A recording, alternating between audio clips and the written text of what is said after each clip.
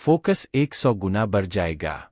बहुत समय पहले की बात है, किसी गांव में एक सम्राट था। उस सम्राट के पास सब कुछ था, बेशुमार दौलत थी, अच्छी प्रजा थी जो उसका ख्याल रखती थी, उसके आदेशों का पालन किया करती थी और वह भी अपनी प्रजा का खूब ध्यान रखा करता था। उन्हें कभी किसी चीज की कोई कमी महसूस नहीं होने देता था। कहने को तो उस सम्राट के पास सब कुछ था, किसी चीज की कोई कमी नहीं थी, लेकिन उसका मन कभी किसी एक काम पर नहीं टिक पाता था। वह जब भी किसी भी चीज को करने का प्रयास करता तो उसका ध्यान कहीं भटक जाता। इस चीज को लेकर वह बहुत चिंतित रहता था। कई बार वह अपने बगल के राज्य के राजाओं से भी मिला था और सभी ने उसे अलग अलग राय दी थी। सभी ने उसे अलग अलग तरीके बताए थे। जो भी तरीके उस सम्राट ने सुने थे, उन तरीकों को अपने जीवन में उतारा, लेकिन उन उपायों से उसे कोई लाभ न मिला, जिसके कारण वह हमेशा चिंतित रहता, परेशान रहता। कई बार तो रातों को उसे नींद भी नहीं आती और वह केवल करवटें बदलता रहता। एक दिन सम्राट के कानों तक एक बात पहुंची कि उसके राज्य में एक ऐसा असाधारण व्यक्ति है, जिसके शब्द अनमोल है, जिसके एक एक शब्द में जीवन का रहस्य छुपा है, जीवन का सत्य छुपा है, और उस व्यक्ति से मिलने के लिए लोग दूर दूर से आते हैं, क्योंकि हर व्यक्ति की समस्या का समाधान वह बहुत ही सरलता और आसानी से करता है। यह बात सुनकर सम्राट बहुत प्रसन्न हुआ। उसे लगा कि अब उसके सवालों का जवाब उसे मिल जाएगा। इतनी तारीफ सुनकर सम्राट ने यह तय किया कि वह तुरंत ही जाकर उस व्यक्ति से मिलेंगे और उसे यह भी पता चल जाएगा कि जो लोग उनकी इतनी तारीफ कर रहे हैं, क्या वह सच है या नहीं। अगले दिन सुबह सुबह वह सम्राट उस व्यक्ति से मिलने के लिए निकल गया। रास्ता कुछ ज्यादा ही लंबा था, जिस कारण सम्राट ने बीच रास्ते में आराम किया। वहां पर उपस्थित हर कोई उस व्यक्ति के बारे में जानता था। जब सम्राट ने उनसे उस व्यक्ति के बारे में पूछा तो वे लोग उस असाधारण व्यक्ति की खूब तारीफ कर रहे थे।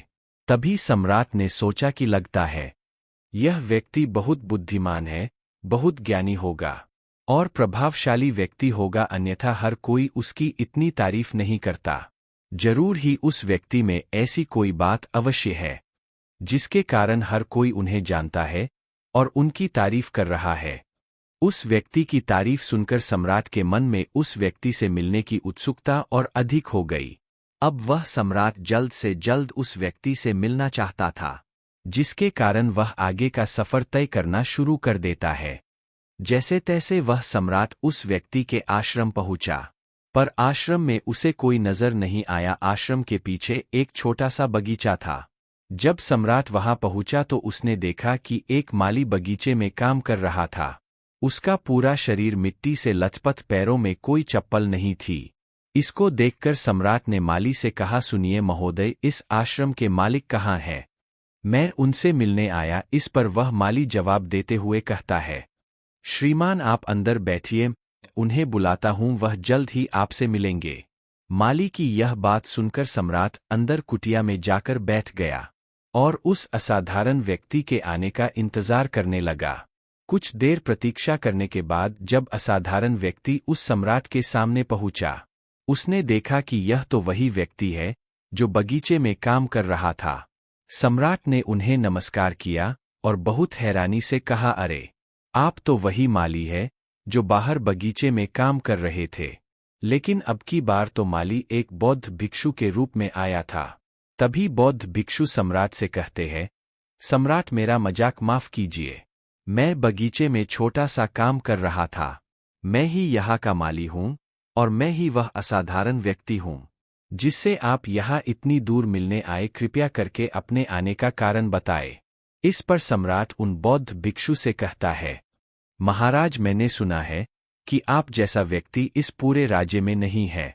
मैंने आपकी तारीफ सुनी है, मैंने आपके बारे में कई सारी अच्छी बातें सुनी है। मैंने यह भी सुना है कि आपके पास जो भी अपनी समस्या लेकर आता है, उसकी समस्या का समाधान आप अवश्य करते हैं। इसी कारणवश मैं आज आपसे यहाँ पर मिलने आया हूँ और मैं आपसे उपदेश सुनना चाहता हूँ। लेकिन मेरे मन में एक शंका है। इस पर बौद्ध भिक्षु सम्राट से कहते हैं, कैसी शंका? इस पर सम्राट कहता है, मैंने बहुत से विद्वानों को देखा है, बहुत से ज्ञानियों को देखा है, वे जब भी चलते हैं तो उनके पास तरह तरह की ज्ञान की किताबें होती है। उनके पास ऐसा कोई ना कोई संकेत जरूर नजर आता है जिससे यह पता चल सकता है कि वे लोग ज्ञानी हैं। लेकिन आपके पास तो ना कोई ज्ञान की किताबें हैं और ना ही कोई ऐसी कला के संकेत आप में नजर आ रहे हैं, लेकिन उसके बावजूद आप बहुत शांत नजर आ रहे हैं। क्या आप मुझे इसका रहस्य बता सकते हैं? इस पर बौद्ध भिक्षु मुस्कुराने लगे और सम्राट से कहते हैं, मेरा ज्ञान तो इस संस्कार में प्रकृति के रूप में हर जगह है। मैं अपना ज्ञान जीवन की सरल और साधारण वस्तुओं से ही लेता हूं। पर महाराज, आप यहाँ किस समस्या को लेकर परेशान हैं? कृपया आप मुझे आपके यहाँ आने का कारण समझाएं। इस पर सम्राट कहते हैं, गुरुवर, मेरे यहाँ आने का कारण यह है कि मैं किसी भी काम को लेकर लंबे समय तक उसी कार्य पर अपना ध्यान नहीं लगा पाता। मैं कुछ ही देर में उस कार्य से भटक जाता हूँ। कृपया कर मुझे अपने इस समस्या का समाधान बताएं। इस बात से काफी चिंतित हूँ। बौद्ध भिक्षु ने सम्राट की चिंता को समझकर कहा, महाराज, आपकी समस्या मुझे समझ आ गई है।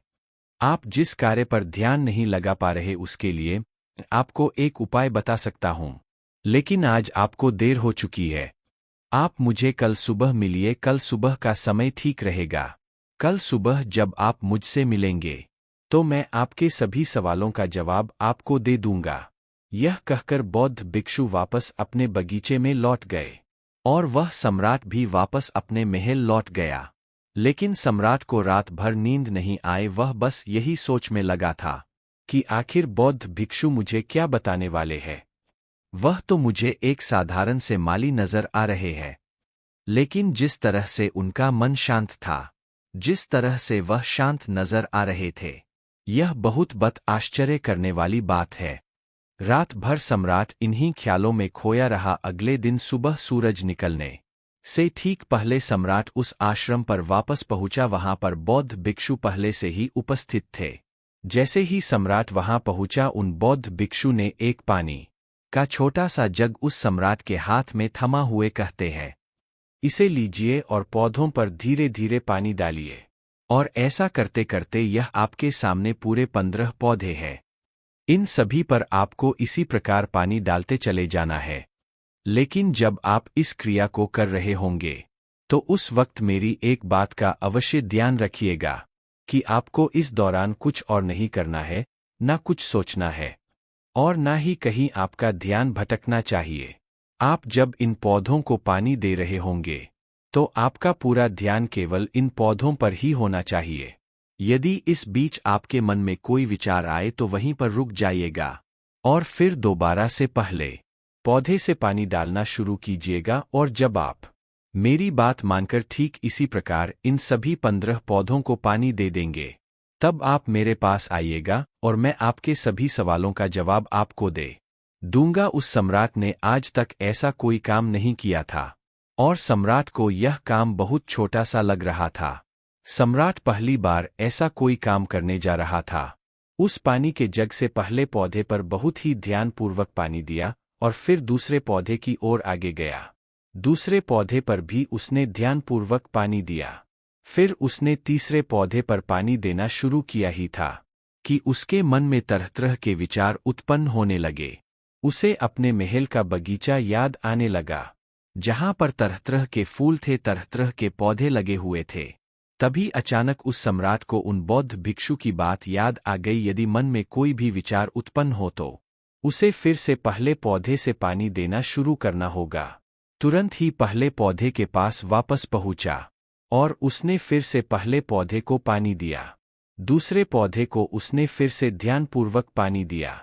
जैसे ही वह तीसरे पौधे पर पहुंचा, उसके मन में फिर से कई तरह के विचार उत्पन्न होने। अब की बार यह सोच रहा था, पता नहीं मेरे बिना मेरे साम्राज्य में क्या हो रहा होगा। और अब की बार सम्राट को बहुत क्रोध आने लगा। उसने सोचा कि आखिर मैं यह छोटा सा कार्य क्यों नहीं कर पा रहा हूं। वह तुरंत ही फिर से पहले पौधे के पास पहुंचा। उसने अब की बार बहुत ध्यानपूर्वक पहले पौधे को पानी दिया, दूसरे पौधे को भी ध्यानपूर्वक पानी दिया। ऐसे करते करते अब की बार सम्राट करीबन 5 पौधों में बहुत ही ध्यान पानी दे चुका था।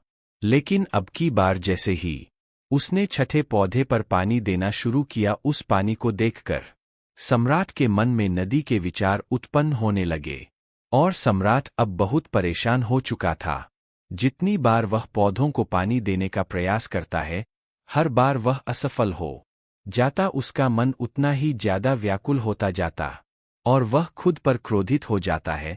सम्राट यह बात बहुत अच्छी तरह से जानता था कि वह भिक्षु उसकी परीक्षा ले रहे हैं।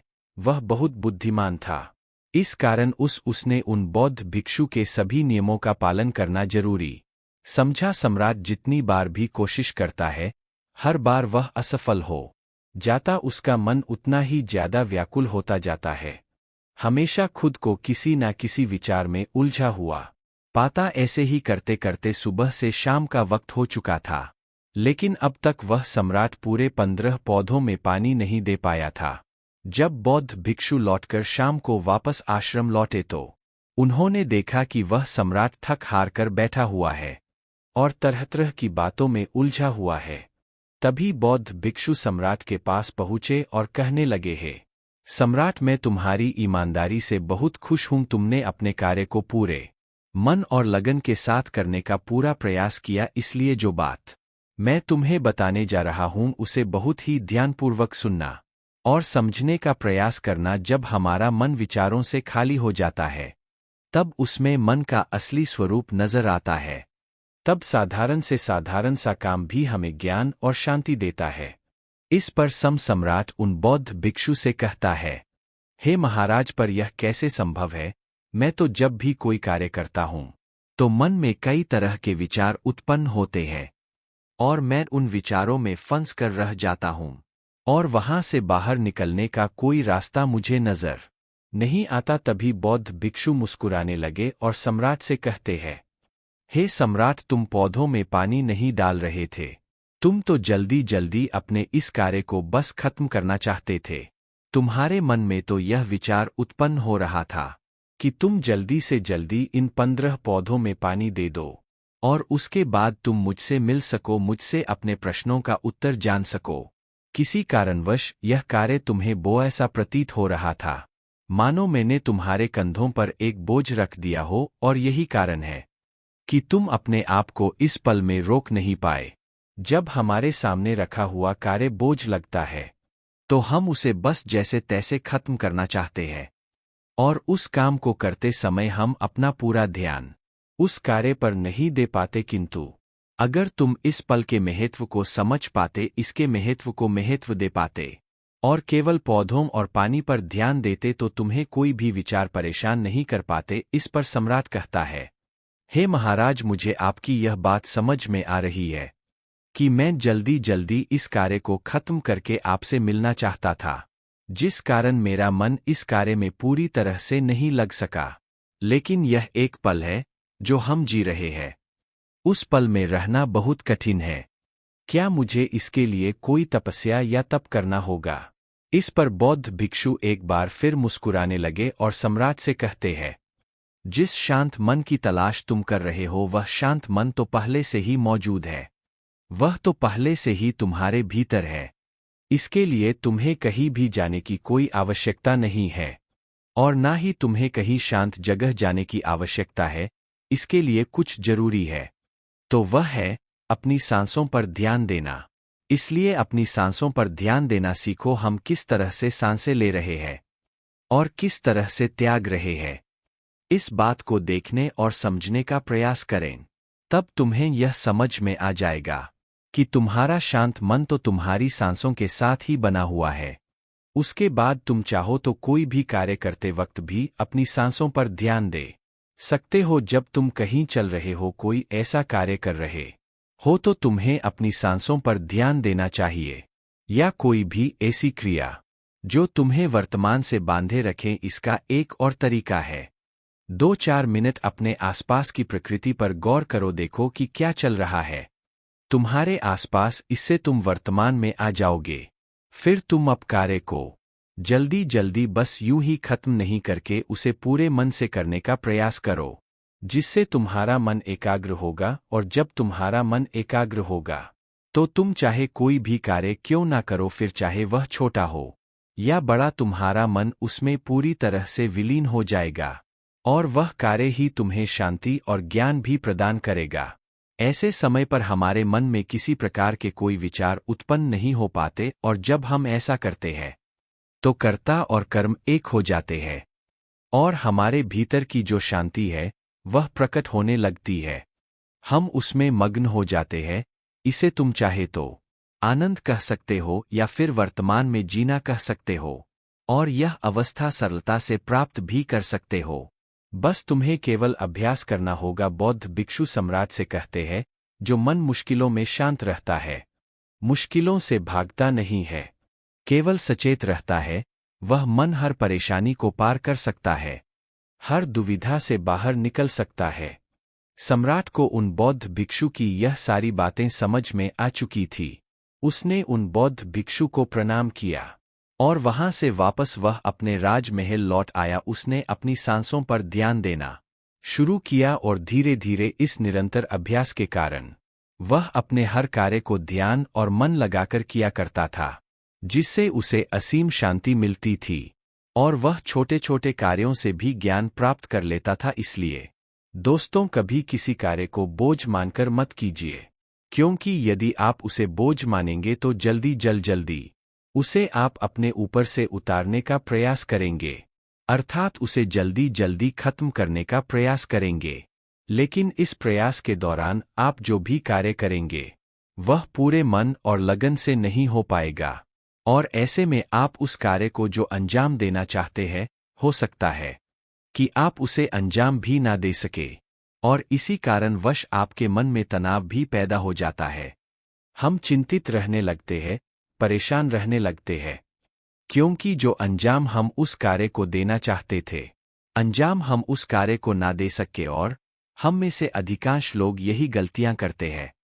जब उन्हें कोई कार्य सौंपा जाता है तो वह उस कार्य को करने का प्रयास तो करते हैं, लेकिन वह चाहते हैं कि वह कार्य कितनी जल्दी खत्म हो जाए, और वह उस कार्य को करते वक्त अपने आप को वहां नहीं रख पाते, बल्कि उनका मन तो कहीं और ही भटकता रहता है, जिससे हमारा मन हम पर हावी होने लगता है, हमें तरह तरह के विचार दिखाता है और हम उन विचारों में डूबते चले जाते हैं। हम उन विचारों में फंसते चले जाते हैं और फिर वहां से हमें निकलने का कोई रास्ता नजर नहीं आता, जिससे हमारे मन में तनाव पैदा होने लगता है। हम बहुत परेशान रहने लगते हैं। हम चाहकर भी किसी कार्य को नहीं कर पाते, और जो कार्य हमें वर्तमान की ओर ले जा सकता था, उस दरवाजे को हम खुद ही बंद कर देते हैं, क्योंकि वह कार्य हमें बोझ लगने लगता है। इसलिए जब भी आप कोई कार्य शुरू करना चाहते हैं तो उससे पहले अपना पूरा ध्यान अपनी सांसों पर केंद्रित करें, और फिर आप चाहे तो अपने काम के दौरान भी अपनी सांसों पर अपना ध्यान लगाए रख सकते हैं। और यही सांस का जो ध्यान है, यह आपके काम के ध्यान में परिवर्तित हो जाएगा, और इस कार्य में जो भी कठिनाइयां उत्पन्न हो रही है उसे आप पल भर में सुलझा देंगे। फिर चाहे कैसी भी विपरीत परिस्थितियां आपके सामने क्यों ना आ जाए, आप उस कार्य को पूरे मन और लगन के साथ पूरा करके ही रहेंगे। वीडियो अच्छा लगे तो चैनल को सब्सक्राइब जरूर करें।